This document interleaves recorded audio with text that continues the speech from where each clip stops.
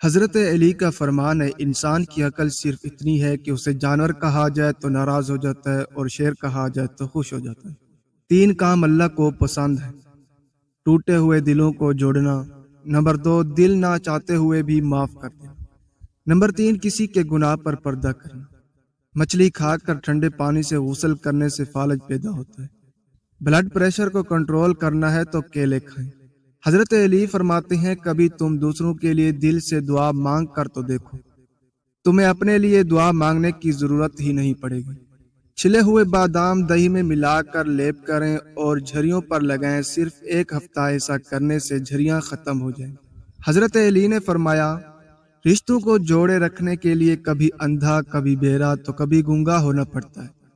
مردانہ کمزوری کا بہت ہی کمال کا نسخہ: جب تم فارغ ہونے لگو تو 1 دانہ سونف کا منہ میں رکھ کر چوسنا شروع کرو، 1 گھنٹے تک منی نہیں نکلے گی۔ حضرت علی نے فرمایا، کسی کے ساتھ برا کر کے اپنی باری کا انتظار ضرور کرنا، کیونکہ اللہ کا ترازو صرف انصاف تولتا ہے۔